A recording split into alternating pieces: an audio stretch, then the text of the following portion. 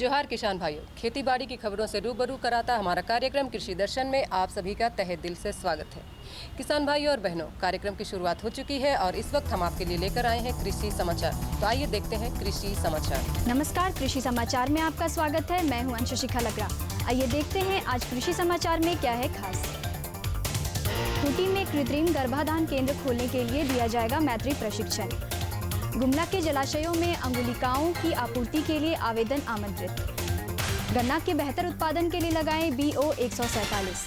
अब समाचार विस्तार से। वित्तीय वर्ष 2017 से 18 में केंद्र प्रायोजित NPBB योजना के तहत कृत्रिम गर्भाधान केंद्रों के विस्तारीकरण के लिए खूंटी जिला में 30 शिक्षित बेरोजगार युवकों को मैत्री प्रशिक्षण दिया जाएगा। इस योजना के अंतर्गत प्रशिक्षणार्थियों का चयन वैसे स्थानों पर कृत्रिम गर्भाधान केंद्र खोलने के लिए किया जाएगा जहां पहले से विभागीय बायफ या प्राइवेट कृत्रिम गर्भाधान केंद्र ना हो। आवेदक की उम्र सीमा 18 से 45 वर्ष है। शैक्षणिक योग्यता मैट्रिक है, लेकिन जीव विज्ञान विषय से इंटरमीडिएट पास युवकों को प्राथमिकता दी जाएगी। प्रशिक्षण के इच्छुक युवक अपने प्रखंड पशुपालन पदाधिकारी कार्यालय में आवेदन दे सकते हैं। वर्ष 2017 से 18 में गुमला जिला के विभिन्न जलाशयों में मेजर कार्प मछली अंगुलिकाओं का संचयन किया जाना है। मत्स्य विभाग द्वारा स्थानीय मछली बीज उत्पादकों से मछली अंगुलिकाओं की आपूर्ति के लिए आवेदन की मांग की जा रही है। इस योजना के तहत आपूर्तिकर्ता को 3 इंच या उससे बड़े मेजर कार्प या पंगेसियस प्रजाति की अंगुलिकाओं को खुद के परिवहन व्यवस्था से विभिन्न जलाशयों में पहुंचाना होगा। संचयन के बाद उन्हें 500 रुपये प्रति 1000 अंगुलिकाओं की दर से भुगतान किया जाएगा। इस कार्य के इच्छुक स्थानीय मछली बीज उत्पादक जिला मत्स्य कार्यालय गुमला में आवेदन दे सकते हैं।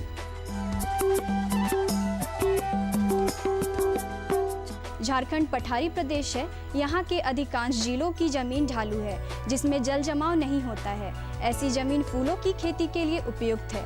पूर्वी सिंहभूम सहित राज्य के अन्य जिलों के किसान फूलों की खेती से अच्छी आमदनी प्राप्त कर सकते हैं। इसमें खाद्य फसलों की तुलना में कीट और रोग बहुत कम लगते हैं। यहाँ का किसान, विशेषकर जो पटंदा का किसान है या पूरे सिंहभूम का जो किसान है, चूँकि यहाँ शहर नज़दीक है और सब्जी की खेती करते हैं, लेकिन जमशेदपुर शहर में बाहर से बहुत सब्जी आते हैं। तो यहाँ का किसान या तो तकनीकी अभाव के या जानकारी के अभाव में उनके साथ प्रतियोगिता नहीं कर पाते हैं। तो ऐसा परिस्थिति में अगर किसान फूल की खेती करते हैं, चूँकि बहुत ही लाभदायक है और यहाँ का जलवायु उसी के अनुकूल है।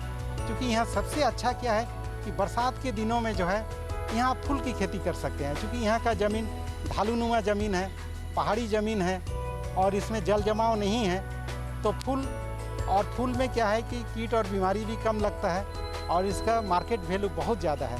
तो किसान इसको खेती करके अपना पारिवारिक आय आसानी से बढ़ा सकता है।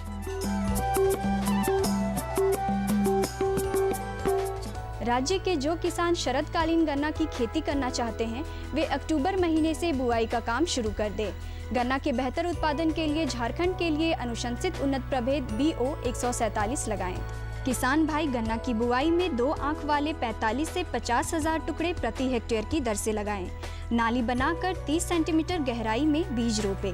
कतारों के बीच 90 सेंटीमीटर की दूरी रखें। गन्ना के बेहतर उत्पादन के लिए उन्नत प्रभेद BO 147 लगाएं।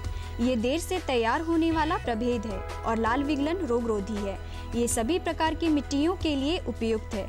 साथ ही सूखा और जल जमाव सहने की क्षमता रखता है। ये जनवरी के दूसरे पखवाड़े में तैयार हो जाता है और इसकी उत्पादन क्षमता 1000 क्विंटल प्रति हेक्टेयर है। किसान भाई वृक्षारोपण के लिए गड्ढा खोदने का काम करने के लिए कृषि उपकरण हैंड एक्ट ऑगर का इस्तेमाल कर सकते हैं। इस उपकरण की सहायता से कम समय में, कम श्रम में ज्यादा गड्ढे खोदकर ज्यादा वृक्षारोपण किया जा सकता है। आइए जानते हैं लत्तेदार सब्जी फसलों में रासायनिक दवा के बिना कीट नियंत्रण कैसे करें। लत्तेदार सब्जी फसलों की खेती में पौधारोपण के बाद 250 किलोग्राम नीम की खल्ली प्रति हेक्टेयर की दर से खेत में डालें।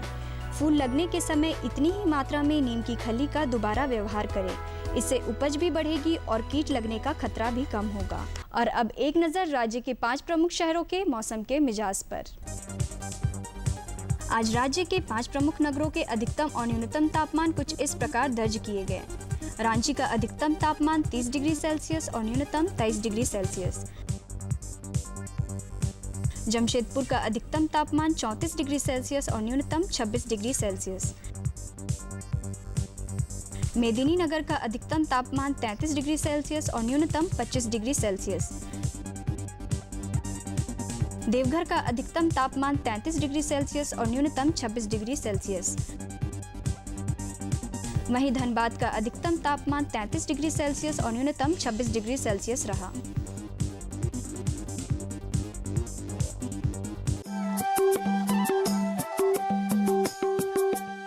और अब मंडी भाव में आइए नजर डालते हैं अनाजों के भाव पर। आज कृषि उत्पाद बाजार समिति रांची में विभिन्न खाद्यान्नों के थोक भाव कुछ इस प्रकार दर्ज किए गए। चावल मोटा 2000 रुपए से 2500 रुपए, चावल मध्यम 2600 रुपए से 2900 रुपए, चावल उत्तम 3800 रुपए से 6000 रुपए, गेहूं 2100 रुपए से 2600 रुपए, चना 5500 रुपए से 6000 रुपए, दाल अरहर 5300 रुपए से 5800 रुपए, दाल मसूर 4200 रुपए से 4700 रुपए, दाल चना 6500 रुपए से 7000 रुपए, सरसों तेल 9150 रुपए से 10500 रुपए, चीनी 4200 रुपए से 4280 रुपए, आलू 600 रुपए से 850 रुपए और प्याज 2600 रुपए से 3000 रुपए प्रति क्विंटल रहा।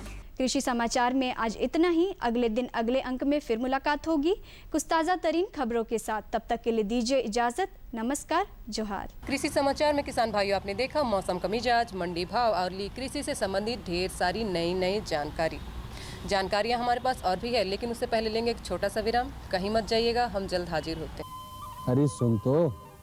मुझे क्या सुनाना चाहते हो? जो सुनाओ मेरी सौतन को। किसको? अरे वही तुम्हारा मोबाइल फोन जिससे सुबह शाम दिन रात चिपके रहते थे और कहते थे किसान कॉल सेंटर से बातें हो रही हैं। अच्छा ये बात है। हाँ, क्यों? क्या हुआ? अब बात नहीं होती क्या? अब तो झट से बात हो जाती है। ऐसा क्या?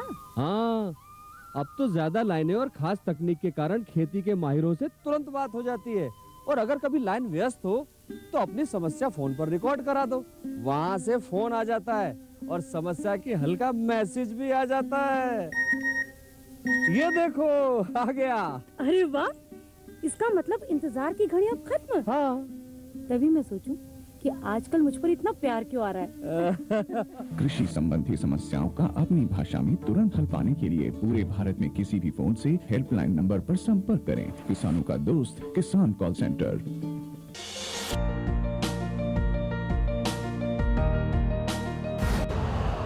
यूरिया का स्वदेशी उत्पादन 70 लाख टन बढ़ाने के लिए 6 उर्वरक संयंत्रों का उद्धार किया जा रहा है। FCIL के गोरखपुर, सिंदरी, तलचर और रामागुंडम संयंत्र, HFCL की बरौनी इकाई और BVFCL की नामरू फोर्थ। सोने पर सुहागा ये है कि देश में अब बनेगा सिर्फ नीम लेपित यूरिया, क्योंकि इससे होगा किसानों का फायदा ही फायदा। अनाज का उत्पादन 10% तक बढ़ेगा। बढ़ेगी 10 से 15% नाइट्रोजन क्षमता।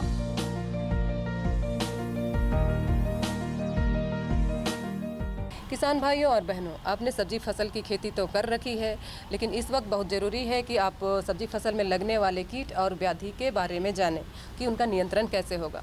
अधिक जानकारी के लिए हमारे पास हमारे विशेषज्ञ मौजूद हैं, तो आइए आपको लिए चलते हैं स्टूडियो। किसान भाइयों नमस्कार। कृषि दर्शन कार्यक्रम में आप सभी का बहुत बहुत स्वागत है। मैं हूं आपके साथ गौतम और आज हम बात करेंगे किसान भाइयों सब्जी फसलों में लगने वाले कीट एवं व्याधि और उनके प्रबंधन के बारे में। आज हमारे साथ स्टूडियो में मौजूद हैं डॉक्टर जयपाल सिंह चौधरी, जो कि ICER पलांडू में बतौर वैज्ञानिक कार्यरत हैं। सर, इस कार्यक्रम में आपका बहुत बहुत स्वागत है। नमस्कार। नमस्कार सर, अभी तो खेतों में बहुत तरह की फसलें लगी हुई है, जिसमें ख़ास तौर पर जो फसल लगी हुई है उसमें बैगन है, टमाटर है, मिर्च और कुछ लतेदार सब्जियां हैं। तो बातचीत की शुरुआत हम करते हैं मिर्च से।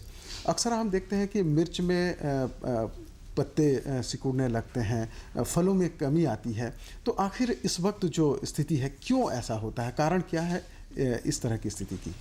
जैसे आपने बात की है कि आजकल मिर्च में पत्तियां सिकुड़ने की प्रॉब्लम है। किसान भाई इसमें बहुत ज़्यादा अपने जो कीटनाशकों का छिड़काव भी काफ़ी करते हैं, लेकिन इससे पहले मैं बताना चाहूँगा कि उसमें पहचान बहुत ज़रूरी है। अगर किसान भाई ध्यान दे रहे होंगे तो उनकी जो मिर्च में पत्तियां हैं वो सिकुड़ किस तरफ रही हैं, क्योंकि सिकुड़ना काफ़ी इसमें मिर्च की पत्तियों में वो डिपेंड करता है कि वो उसमें कीड़ा लगा हुआ है या माइट लगी हुई है। अगर आप देखेंगे किसान भाई, उसकी ऊपर वाली जो पत्तियां हैं अगर ऊपर की तरफ सिकुड़ रही हैं, पत्तियों की साइज नॉर्मल है, तो इस संदर्भ में उसमें थ्रिप्स का अटैक होता है। अगर आपकी पत्तियां नीचे की तरफ सिकुड़ रही हैं और पत्ती को अगर आप सीधी करते हैं तो उसके नीचे अगर देखेंगे कि उसमें जंग जैसा लगा हुआ रहता है, उस समय जो आपको दिखता है माइट, ये इतने छोटे कीट होते हैं कि आपको दिखाई नहीं देते हैं। इस दोनों कीटों में अगर आपको निदान करना है तो वो संभव है। तीसरा प्रॉब्लम यह है कि आप कई बार देखते हैं कि कुछ कुछ पौधे मिर्च के लगे हुए रहते हैं यहाँ तहाँ, और उनकी पत्तियाँ छोटी होकर के पूरा जो मिर्च का पौधा है वो पूरा सिकुड़ करके और एक गांठ सी बन जाता है। ऐसे एक एक दो दो दिखाई देते हैं, जिसको हम मोज़ेक बीमारी बोलते हैं। ये एक वायरस से होने वाली बीमारी है। अगर ये जहाँ पे होती है उसका नियंत्रण जो प्रबंधन है वो करना मुश्किल है। लेकिन जो पत्तियाँ नॉर्मल रूप से दिखाई दे रही थी और ऊपर की तरफ या नीचे की तरफ सिकुड़ रही हैं, उनका प्रबंधन बहुत ईजीली आप कर सकते हैं। अगर आपकी ऊपर की तरफ पत्तियां सिकुड़ रही हैं तो सबसे पहले आपको करना है कि क्योंकि जैसे ही बारिश का समय है, आपका बारिश खत्म होती है, ये कीड़ा जरूर आता है। और इसका और भी ये है कि इसके सिकुड़ने की वजह से आपका जो कीड़े आते हैं, थ्रिप्स है कीड़े का नाम, इसकी वजह से आपका जो फूल है वो झड़ता है। और जैसे ही थोड़ा सा तापमान बढ़ा, छोटे छोटे फल भी काफी झड़ कर गिरते हैं, दोनों ही कंडीशन में। तो अगर पत्तियां ऊपर की तरफ सिकुड़ रही हैं, जैसे आपने ट्रांसप्लांट कर दिया है, तो आप बुआई के 15 दिन बाद में एक बार फिप्रोनिल जो 0.3 के % के ग्रेन्यूल्स आते हैं, उनको आप सोइल में 8 kg प्रति एकड़ के हिसाब से आप उसको सोइल में जहां आपने ट्रांसप्लांटिंग किया उसको मिलाइए। एक बार 10 से 15 दिन के बाद में, फिर से 40 दिन के बाद में, तो आपका ये इसमें जो थ्रिप्स वाला प्रॉब्लम है वो काफ़ी हद तक आपका निदान हो जाएगा। अगर ये दूसरा इसमें अगर आपने नहीं कर पा रहे हैं तो इसमें आप किसी भी इमिडाक्लोप्रिड है, आप 0.3 ml का प्रति लीटर के हिसाब से, या एक तारा है, इसका 1 ग्राम को 4 लीटर पानी में मिला करके एक आप छिड़काव करिए, तो आपका जो मिर्च वाली जो ऊपर की तरफ की सिकुड़ने वाली पत्तियां हैं पूरी तरह से आपको निदान हो जाएगा। लेकिन नीचे की तरफ जो सिकुड़ रही हैं माइट की वजह से, उसमें आपको माइटिसाइड, यहाँ पे आप इंसेक्टिसाइड छिड़क रहे हैं, वहाँ पे माइटिसाइड।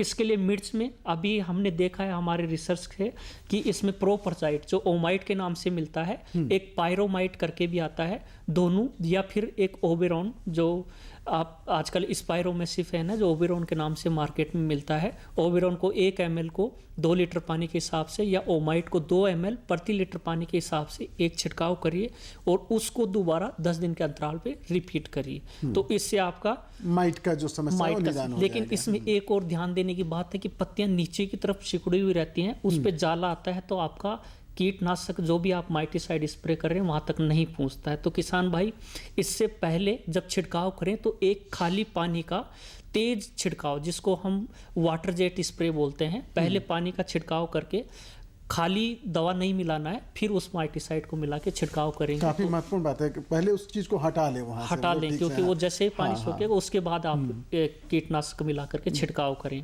जी। हम दोनों तरफ की होगी। तीसरी बात कर रहे थे कि जहाँ जहाँ पौधे की जो पत्तियां हैं छोटी पड़ती हैं और उसमें फूल आता है वो भी छोटा रह जाता है, फल बढ़ता नहीं है, तो जो मोज़ेक वायरस होता है उसकी वजह से प्रॉब्लम होती है। अगर किसान भाई ध्यान दे रहे हैं तो ऐसा पौधा आपके खेत में दिखाई देता है तो सबसे पहले उसको उखाड़ करके नष्ट कर दें, क्योंकि इसका कोई उपचार नहीं है जिसमें आ गया है। इसको दूसरे में फैलने से रोकने के लिए कुछ सफ़ेद रंग की जो वाइट फ्लाइज होती हैं वो उसको फैलाती हैं, तो उनकी रोकथाम के लिए आपको एस्टाम्पाइरिट या फिर कॉन्फिडोर 1 ml को 3 लीटर पानी में मिला करके आप इसका छिड़काव करें। हो सके तो स्पाइरोमेसिफेन जो ओबेरॉन है उसको 1 ml को 2 लीटर पानी में मिला करके एक छिड़काव करें, जिससे आपका बीमारी आगे नहीं बढ़े। अगर काफ़ी बढ़ गई है तो उसको रोकना बहुत मुश्किल है। बिल्कुल डॉक्टर साहब, मिर्च में ही कई दफ़ा ऐसा होता है कि जो शाखाएं होती है ऊपर से सिकुड़ कर नीचे की ओर आ जाती है, तो इसका क्या कारण है, निदान क्या हो सकता है इसका? जैसे देखते हैं कि आप जैसे बात कर रहे हैं कि शाखाएं, किसान भाई देखते हैं कि जो आपका मिर्च का पौधा लगा हुआ है अच्छा खासा हेल्दी है, लेकिन ऊपर से कुछ जलता हुआ नीचे की तरफ सूख जा रहा है, पत्ती पे भी धब्बे आ रहे हैं, फूलों पे धब्बे हैं, वो झड़ जा रहे हैं, तो ये एंथ्रेक्नोज करके एक बीमारी होती है जिसकी वजह से काफ़ी नुकसान होता है। जैसे ही आपका ह्यूमिडिटी बढ़ेगी, ये बीमारी उसके साथ में बढ़ेगी। तो बारिश होने के बाद में क्योंकि आप देखते हैं हुमस हो जाती है, हुमस में इस बीमारी का प्रकोप ज़्यादा होता है। तो इसके लिए आप एजोएक्स्ट्रोबिन होता है जो एमिस्टर के नाम से मिलता है, एमिस्टर को 1 ml को प्रति लीटर पानी में मिला करके एक छिड़काव करें। इसके साथ में एक हेडलाइन करके दवा आती है, उसको भी आप रिपीट कर सकते हैं। दोनों दवाओं को 7 से 10 दिन के अंतराल पे आप रिपीट करिए, तो ये बीमारी आपकी काफ़ी हद तक कंट्रोल होगी। जी डॉक्टर साहब, कई दफ़ा ऐसा होता है कि बहुत सारे किसान जो हमसे मिलते हैं वो अक्सर ये पूछते हैं कि बहुत अच्छी फसल थी उनकी, चाहे वो टमाटर की हो, चाहे वो बैगन की हो, चाहे मिर्च की हो, लेकिन जब फल आने का समय होता है तो अचानक से वो सूखने लग जाता है और सूखने के बाद पौधे की मौत हो जाती है और काफ़ी नुकसान हो जाता है या फलन पर बहुत असर पड़ता है। आखिर ऐसा क्यों होता है, क्या कारण है इसका? जैसे कि आप जैसे पूरे झारखंड में, झारखंड की नहीं अभी तो उसकी बात कर रहे हैं जहाँ पे अम्लीय मृदा है, उसमें ये जहाँ सोलेनेशियस कुल की सब्जियां जैसे आप बता रहे हैं, टमाटर बता रहे हैं, बैंगन बता रहे हैं, मिर्च बता रहे हैं, इसमें जैसे ही फूल से फल बनना शुरू होता है तो हम देखते हैं कि काफ़ी फ्रस्ट्रेटिंग होता है किसान के लिए कि इतना बड़ा उसको पेड़ को किया है और जैसे ही फल बनना शुरू हो रहा है पूरा पौधा मुरझा करके और सूख जाता है। तो पहले सोचता है कि पानी की कमी हुई होगी, लेकिन ऐसा नहीं है किसान भाई। इसको हम बताते हैं कि जैसे एसिडिक सॉइल है उसमें बैक्टीरिया का प्रकोप ज़्यादा होता है, तो ये बैक्टीरियल विल्ट करके बीमारी है और उस खेत में ज़्यादा आती है जिसमें आप बार बार इन्हीं फसलों को लगाते हैं। हम देखते हैं कि बैंगन के बाद में बैंगन लगा रहा है या टमाटर लगा रहा है, मिर्च लगा रहा है, फसल चक्र नहीं अपनाते हैं। जिस खेत में एक बार ये बीमारी शुरू हो गई है उसमें आपको प्रबंधन करना बहुत मुश्किल होता है। तो किसान भाई पहले ध्यान दें कि ऐसी जो फसलें हैं जो सोलेनेशियस के, टमाटर, बैंगन, मिर्च, तीनों को एक के बाद में एक वहाँ पे मत लगाइए। उसमें कुछ अलग जैसे काफ़ी बोदी है, आपकी और लतरदार सब्जियां हैं, उनको लगाइए जिससे उस जो बैक्टीरिया की पॉपुलेशन है वो कम हो। एसिडिक सॉइल में बैक्टीरिया वैसे भी ज़्यादा बढ़ता है तो वो करें। और इसमें आप अगर खेत को जो pH है उसको थोड़ा नॉर्मल कर लेते हैं तो इस बीमारी का प्रकोप कम होता है। उसके लिए अगर 3 साल में एक बार आप चूने का आप प्रयोग कर रहे हैं उस खेत में तो उसमें इस बीमारी का प्रकोप कम होगा। बिल्कुल, क्योंकि एक बार बीमारी आने के बाद में इसका भी इलाज बहुत मुश्किल है। जो पौधा मर चुका है उसको आप जीवित नहीं कर सकते हैं। और एक इसको पहचानने का तरीका ये भी है कि आप किसान भाई जो भी हैं, जो मर गया है वो पौधा, उसको जड़ और तने के पास से काट करके और साफ गिलास के पानी में डाल के उसको देखेंगे तो उसमें रुई जैसा एक पदार्थ निकलेगा। इसका मतलब है कि उसके में बैक्टीरियल विल्ट हुआ है आपके में, और बैक्टीरियल विल्ट है तो इसका इलाज वैसे उस आने की स्थिति में जिस पौधे में आ गया है उसमें संभव नहीं है। तो इसके रोकथाम अगर पहले से जैसे मैंने बताया फसल चक्र है, चूना डालिए, pH आपका नॉर्मल करेगा। और अगर तीसरा है जिसमें आ गया शुरू हुआ है तो आप क्रोसिन एजी करके आता है जिसमें स्ट्रेप्टोमाइसिन सल्फेट और टेट्रामाइसिन करके दोनों मिला हुआ रहता है। उस क्रोसिन को 6 ग्राम की पुड़ी आती है, उसको 6 ग्राम को 6 लीटर पानी में, उसी 6 लीटर पानी में आप 12 से 15 ग्राम ब्लू कॉपर मिला करके प्रत्येक पौधे के जड़ के पास में ड्रेंच करना है। हालांकि बहुत मेहनत का काम है लेकिन ऐसे करना पड़ेगा जिससे आपका बैक्टीरिया का जो इन्फेक्टेशन है वो कम हो। तो आप ऐसे करके इस पर निदान कर सकते हैं। बैगन के बारे 2 बातें हम आपसे जानना चाहेंगे और किसान भाई भी शायद जानना चाहेंगे कि कई दफ़ा हम देखते हैं कि बैगन के जो पौधे होते हैं उसमें जो पत्तियां होती हैं वो जलने लग जाती हैं और सिकुड़ने लगती हैं जिससे फलन पर बहुत असर होता है। ये क्या है और इससे कैसे बचाव करें किसान? जैसे आपने बात की है कि बैंगन में जो पत्तियां हैं सिकुड़ती हैं और साइड से जलना शुरू करती हैं। अगर उसी खेत में किसान भाई जाके देखेंगे तो जैसे ही हम उसमें मूवमेंट करते हैं बैंगन के खेत में तो खूब सारा जो कीड़ा होता है जो आप धान में भी देखते हैं आपके चेहरे पे आके ऐसे टकराता है, हाथ पैरों पे फुदका जिसको हम बोलते हैं, जैसिड होता है। उसके रस चूसने की वजह से जहाँ पे इरिटेट करता है उस पत्ती को तो उस पे आपका पत्ती का जलने जैसा और आपके पौधे की बढ़वार रुक जाती है, पत्ती नॉर्मल साइज में नहीं रह के सिकुड़ी उड़ी हुई दिखाई देती है, जैसिड का प्रकोप होता है। तो जहाँ पर जैसिड का प्रकोप होता है उस आप खेत में एक छिड़काव, क्योंकि जहाँ फुदका है उसके लिए, क्योंकि रस चूस रहा है तो रस चूसने के लिए सिस्टेमिक इंसेक्टिसाइड की जरूरत पड़ती है। तो आप कॉन्फिडोर या विप्रोफेंजिन को 2 ml प्रति लीटर, या कॉन्फिडोर जो मैंने आप पहले भी बताया कि 1 ml को 3 लीटर पानी में मिला करके इसका छिड़काव करें। इमिडाक्लोप्रिड दवा जो कॉन्फिडोर और अलग अलग नामों से जो मिलती है उसका आप छिड़काव करें। और इसमें अगर उपलब्ध हो तो रोगर भी 2 ml प्रति लीटर पानी का एक छिड़काव करने से एक छिड़काव काफ़ी है इस कीड़े के नियंत्रण के लिए। बिल्कुल। जब बैगन की फसल की हम बात कर रहे हैं तो बहुत सारे ऐसे किसान भाई होते हैं, या घर पर भी हम देखते हैं कि जब हम बैगन को काट लेते हैं तो उसके अंदर से कीड़ा निकलने लगता है, मतलब मरा ही वो होता है लेकिन वो कीड़ा निकलने लगता है, जबकि बाहर से वो फल बहुत अच्छा लगता है।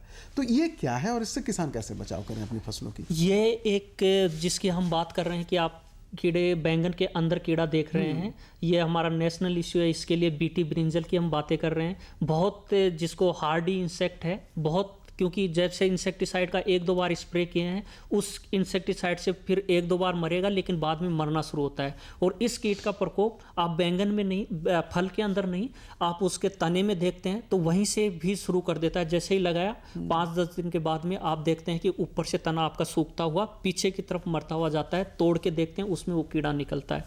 जैसे ही फूल से फल बनता है उस फल के अंदर ये कीड़ा घुस जाता है पहले में, लेकिन जैसे जैसे फल की साइज बढ़ती है, बाहर में तो आपको छेद नहीं दिखाई देगा लेकिन अंदर में कीड़ा खा करके उसको पूरा खराब कर देता है। और मार्केट में अगर बाहर निकल गया तो पता लग जाता है कि छेद था, कीड़ा इसको खराब कर चुका है, तो नहीं खरीदते हैं।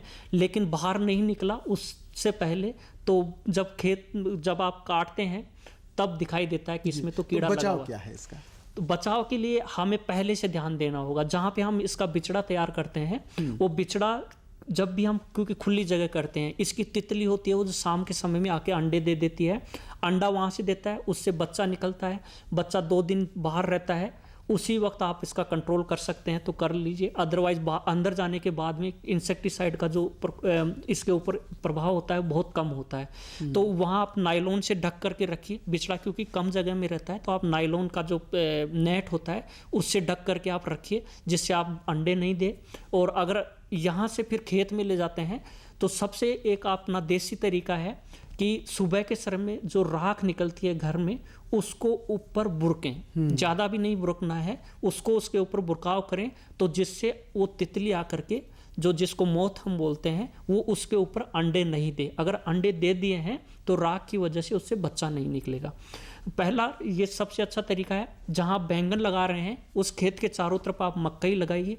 उससे क्या होगा कि आप जो कीड़ा अंडा वहाँ देना है वो मकई के ऊपर दे देगा और वहाँ से उसको कुछ खाने को नहीं मिलेगा, मरेगा। अगर एक और तरीका है कि वहाँ से भगाएं कैसे। अगर आप बैंगन के बीच में 5 लाइन के बाद में एक धनिया पत्ता की लाइन लगा देते हैं और उस धनिया पत्ता को जैसे ही काटेंगे उसकी स्मेल आएगी, उससे आपका मोथ उड़ करके और मक्का पे जाके बैठेगा। ये एक तरीका है जिसको हमने रिसर्च किया और पाया कि इससे काफी हद तक ये कीड़ा कंट्रोल होता है। मिट्टी के लिए भी ये काफी अच्छी बात होगी। अच्छी बात है। आपका फसल भी कई तरह के फसल, आपका इनकम भी दूसरा बढ़ रहा है कि आप उसके पत्ते काट करके आप बेचिए। तो एक सिंपल तरीका है, किसान भाई ऐसा कर सकते हैं। और जैसे अगर आपको जरूरत पड़ रही है तो आवश्यकता बेस्ड, क्योंकि हम देखते हैं बैंगन में पहले से ही छिड़काव करना शुरू कर देते हैं किसान भाई। जैसे देख रहे हैं कि अगर 100 में से 5 आपका फल कीड़े के द्वारा प्रभावित है तब आप छिड़काव करिए। सबसे पहले स्टेज पर आप नीम आधारित कीटनाशकों का छिड़काव करिए, क्योंकि उसके भी काफ़ी शत्रु कीट हैं जो उसको पॉपुलेशन को रोकते हैं। तो उससे क्या होगा, नीम आधारित कीटनाशकों से इससे उनके ऊपर प्रभाव नहीं पड़ेगा। तो आप नीम का तेल है 5 ml को प्रति लीटर से मिलाकर के आप छिड़काव करिए। और इसके साथ में जो बीटी का पाउडर आता है उसको 1 kg प्रति हेक्टेयर के हिसाब से आप इसका भी छिड़काव करेंगे तो काफ़ी हद तक ये कीट, ये जैविक तरीके हो गए। अगर लास्ट में ज़रूरत पड़ रही है तो आजकल मार्केट में कोराजीन के नाम से दवा है जो बहुत अच्छा काम करती है। 1 ml को 4 लीटर पानी में मिलाइए। इसके साथ में इमामेक्टिन बेंजोएट जो एबामेक्टिन के नाम से मिलती है, 1 ग्राम को 4 लीटर पानी में मिला करके। बहुत संक्षिप्त में हम जानना चाहेंगे जो टमाटर के लिए क्या बचाव करें अगर कीट लग जाता है, किसी तरह का कीट या किसी तरह का रोग लग जाता है, टमाटर में क्या करें? टमाटर में अभी के समय में अगर बारिश के समय में देखते हैं तो मुरझा एक वायरस की बीमारी आती है, जिसके लिए आप उस जैसे ही मिर्च में बताया है उस कीट से ही फैलती है, तो उस कीट का पहले नियंत्रण करें, क्योंकि जिसमें टमाटर में लगता है उसमें भी फल छोटा रहता है, फूल आपको दिखेगा तो झड़ता भी नहीं है और फल भी नहीं बनता है। तो वो बीमारी वायरस वाली आ गई है, तो आप मिर्च की तरह प्रयोग करें। अगर फल छेदक लगा हुआ है तो फ्लूबेंडामाइड या एंडोक्साकार्ब या इन दोनों दवाओं में से किसी दवा को एक को, जैसे फ्लूबेंडामाइड 1 ml को 5 लीटर पानी में मिला करके, या एंडोक्साकार्ब 1 ग्राम को 1 लीटर पानी में मिला करके इसका छिड़काव करें। हो सके तो HANPV जो जैविक है, इससे वायरस से ही होता है उसमें और बीमारी करता है इसके अंदर, तो HANPV का 250 LE का जो आता है प्रति हेक्टेयर के हिसाब से उसका छिड़काव इस वक्त बारिश का मौसम है, तो ऐसे में सावधानी क्या रखनी चाहिए किसान भाई? जैसे ही आप पहला ध्यान देना है कि जब मौसम साफ हो तब शाम के समय में आप छिड़काव करें। अगर उसमें है तो काफ़ी स्टिकर मार्केट में और मिलते हैं जो मिक्सोवेट के नाम से, मैक्सीवेट के नाम से मिलता है, उसको आप 3 ml प्रति लीटर पानी के हिसाब से मिला करके छिड़काव करें, जिससे आपका दवा उस पर चिपक जाएगा और धुलने का खतरा नहीं रहेगा। और ये मतलब बारिश आने की संभावना रहती है, तो ऐसी स्थिति में इसका छिड़काव आप नहीं करें। बिल्कुल। तो डॉक्टर साहब, जितनी भी जानकारियां किसान भाइयों आपको मिली है, आप अपने खेतों में इसका उपयोग कीजिए। निश्चित रूप से आपकी खेती बाड़ी अच्छी होगी, सब्जी फसल अच्छी होगी, खेत हरे भरे होंगे। डॉक्टर साहब, आप हमारे कार्यक्रम में इसके लिए आपका बहुत बहुत धन्यवाद। और किसान भाइयों, आप सफल हो, सुखी हो, संपन्न हो, इन तमाम शुभकामनाओं के साथ कृषि दर्शन की पूरी टीम को फिलहाल दीजिए इजाज़त। अगले कार्यक्रम में फिर होगी मुलाकात, तब तक के लिए नमस्कार, जोहार।